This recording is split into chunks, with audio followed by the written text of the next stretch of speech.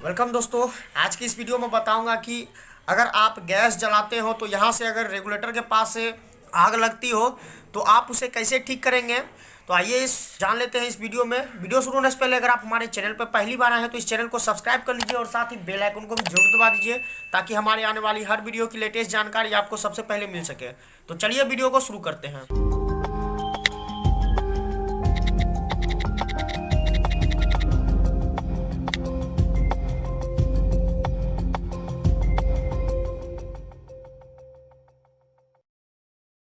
तो दोस्तों इस तरह की प्रॉब्लम जो है गैस कोक में लीकेज के कारण होती है। तो गैस कोक में लीकेज की समस्या को कैसे ठीक करेंगे तो आइए जान लेते हैं। इसके लिए आपको इन चीज़ों की ज़रूरत पड़ेगी। एक बड़ा पेचकस और एक छोटा पेचकस और एक सलाई रिंच और एक रिंच और आपको एक गैस कोक की ज़रूरत पड़ेगी और साथ ही इसमें जो वाशर होता है उसकी ज़रूरत पड़ेगी। तो वाशर मैं आपको दिखा देता हूँ। इस तरह का वाशर आपको लाना पड़ेगा। तो इस तरह की वाशर जो है आपको खरीदना पड़ेगा। तो ये दोनों चीज़ आपको खरीदनी है जो कि मार्केट में आपको 80 से 90 रुपया के अंदर में मिल जाएगा ये दोनों चीज़। और एक आपको नेपुल की ज़रूरत पड़ेगी जो कि मैं पुराने वाले गैस कोक से ही कोक का ही खोल के आप नेपुल इसमें लगा सकते हैं। तो आइए जान लेते हैं इसे कैसे इसमें सेट करना है। तो सबसे पहले ये सारा सामान जो है यहाँ से हटा दीजिए।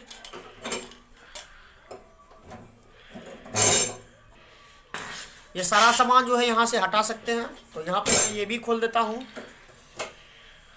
और यहाँ से जो है यहाँ से ये पाइप को भी खोलना है। तो चलिए हम खोल लेते हैं इसे। कुछ इस तरह से हमें रखना है स्टोव को। उसके बाद इस नट को जो है उसके बाद ये दोनों नट जो है दोनों तरफ का नट जो है हमें खोल लेना है। इस दोनों तरफ का नट हमें खोलना है। पर भी प्रॉब्लम है, अगर छोटा वाला चूल्हे में प्रॉब्लम है या बड़ा वाला चूल्हे में प्रॉब्लम है तो इसका जो गैस कोक होता है वो सेम ही होता है। बड़ा जो प्रॉब्लम है ये इस चूल्हे में है तो हम इसे खोलेंगे। तो चलिए हम इसे खोल लेते हैं। तो इसे हमें सबसे पहले खोल लेना है जिससे इसे हम स्लाइडिंग से खोलेंगे। तो चलिए हम इसे खोल लेते हैं। तो हम इसे जो है स्लाइडिंग की मदद से खोल लेते हैं।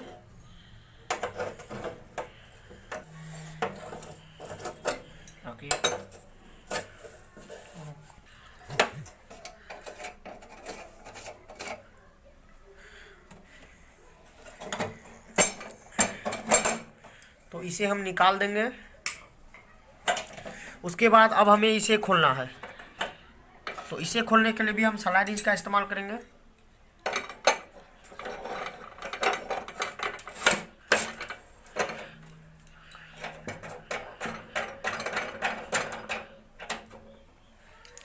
तो ये भी जो है हमारा खुल चुका है।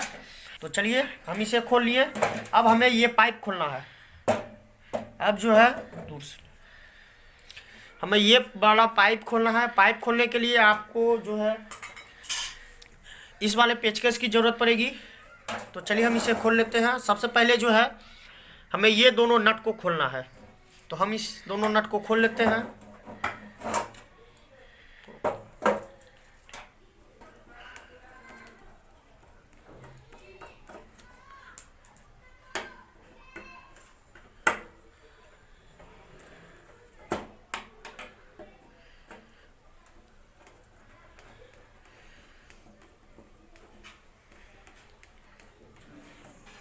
अब जो है हमें इसे यहाँ से हटा लेना है। उसके बाद अब हमें इस साइड का खोलना है। तो चलिए हम इस साइड का खोल लेते हैं।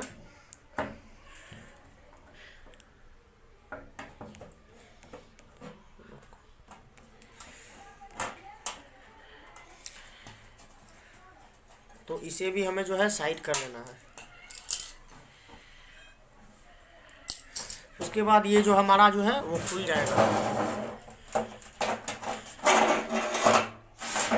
तो इसे इस तरह से निकाल लेना है। तो हमारा इस वाले में प्रॉब्लम था तो हम इस वाले को खोलेंगे। तो खोलेंगे कैसे? इस खोलने के लिए आपको स्लाई रिंच का इस्तेमाल करना पड़ेगा इसमें। तो चलिए हम इसे खोल लेते हैं। तो इसे खोलेंगे कैसे? तो ये स्लाई रिंच को कुछ इस तरह से जो है खड़ा कर देना है। उसके बाद इस तरह से देखिए, इस तरह से हमें स्लाइड इंच को लगाना है। देख सकते हैं इस तरह से आपको सलाई रिंच को लगाना है। उसके बाद जो है, उसके बाद इसे ऊपर की ओर घुमाना है। तो चलिए हम इसे ऊपर की ओर घुमा देते हैं।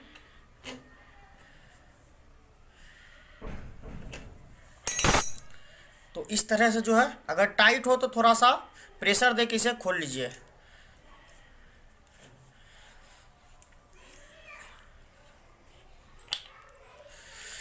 तो इस तरह से जो है हमारा ये खुल चुका है। अब जो है मैं इससे जो है इस नेपुल को मैं पहले निकाल लेता हूँ। तो इस नेपुल को निकालने के लिए हम इस रिंच का इस्तेमाल करेंगे। तो चलिए हम इससे खोल लेते हैं।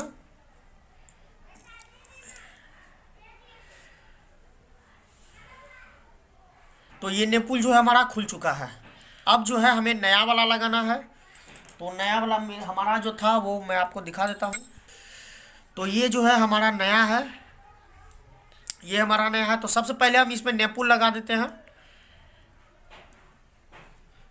नेपुल लगाने से क्या होगी दोस्तों कि बाद में आपको परेशानी ना हो।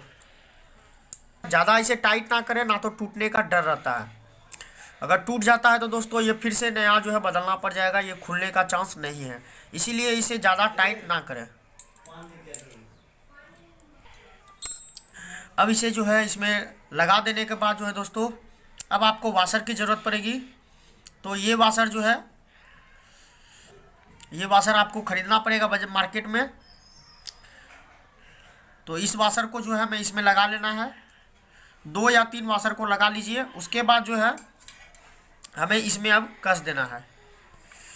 तो सबसे पहले हम इसे पहले कस देते हैं।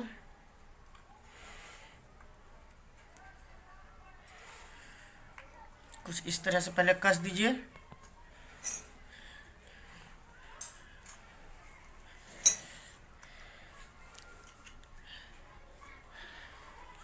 अब जो है हमें सलाई रिंच की मदद से जो है इसे कस देना है।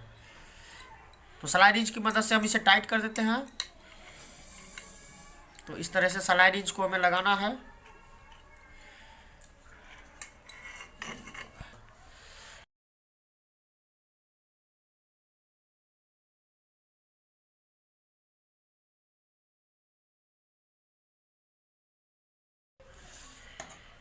इसे दोस्तों टाइट से कस दीजिए कि बाद में यहाँ से लीकेज की प्रॉब्लम समस्या ना आए। तो हम इसे टाइट से पहले इसे लगा लेते हैं।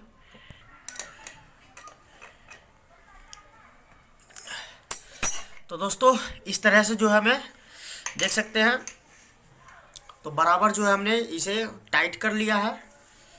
अब जो है हमें इसी तरह से अब उसमें गैस स्टोव में लगा लेना है।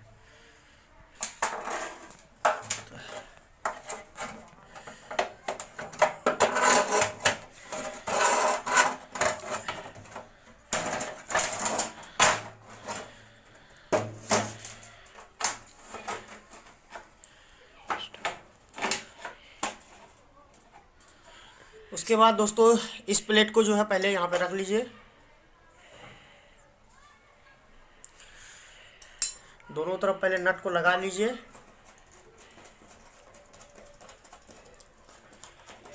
इसी तरह उधर भी आपको नट को लगा लेना है, इसी तरह ऐसे।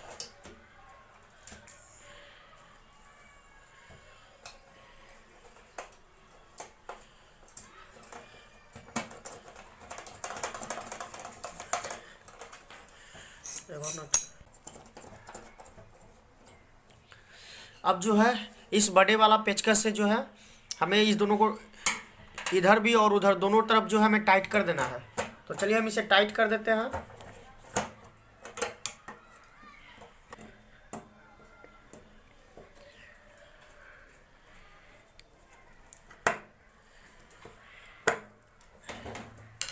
तो देख सकते हैं हमारा ये जो है बैठ चुका है। तो अब चलिए हम सारा जो है इसमें सारा पार्ट्स को इसमें लगा देते हैं। सबसे पहले जो है इसको हमें लगाना है यहाँ से, इस तरह से लगा लेना है। और जो है इस तरफ भी इस तरह से लगा लेना है। तो इस नट को हम कस देते हैं।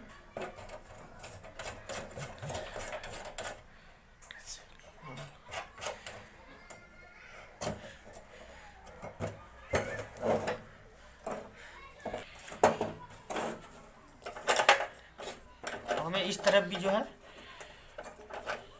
बिल्कुल सेम प्रोसेस में लगाना है। इसे भी टाइट कर दीजिए स्लाइड की मदद से। तो हमने इसे टाइट कर दिया है। अब चलिए हम बैक आते हैं। इसे अब सीधा कर लेना है। सीधा करने के बाद यहाँ पे जो है सबसे पहले जरूरी चीज, सबसे पहले इस नोब को जो है इसमें लगा लीजिए। तो नोब को मैं यहाँ पे अटैच कर देता हूँ।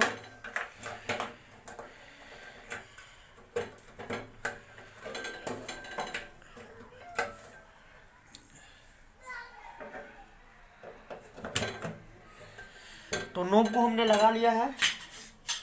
अब जो हम प्लेट को लगा देते हैं, एक कट प्लेट।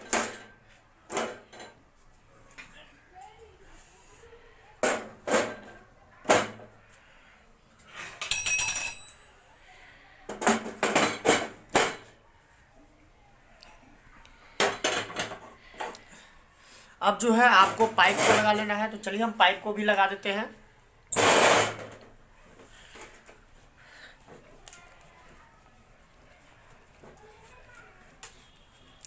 दोस्तों हमारे पास ये प्लास्टिक का पाइप है, लेकिन प्लास्टिक का पाइप यूज ना करें।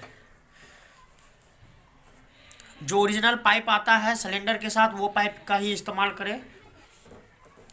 तो यहाँ जो हमने इसे टाइट कर दिया है। अब चलिए हम इसे जला के देख लेते हैं ये किस तरह से जलता है। तो चलिए सबसे पहले हम रेगुलेटर्स जो वहाँ से स्टार्ट कर देते हैं। तो सबसे पहले हम सिलेंडर में और वहाँ से हम ऑन कर देते हैं। तो चलिए अब यहाँ पे हम जला के देख लेते हैं हमारा चूल्हा जो है वो ठीक तरीके से काम कर रहा है या नहीं।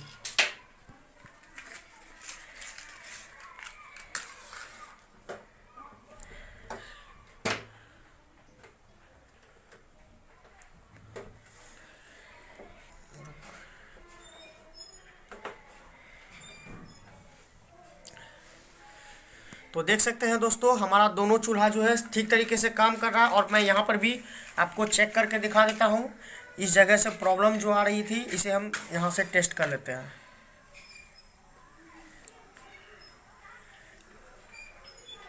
तो देख सकते हैं यहाँ पर हमें कोई भी प्रॉब्लम्स नहीं है। तो इस प्रॉब्लम को सॉल्व कर सकते हैं। तो दोस्तों अगर आपको ये वीडियो पसंद आई हो तो लाइक का बटन जरूर दबाएं और हमारे चैनल को सब्सक्राइब करना बिल्कुल मत भूलें। मैं ऐसे लेटेस्ट वीडियो आपके लिए लाता रहूँगा। तब तक के लिए धन्यवाद। जय हिंद, वंदे मातरम।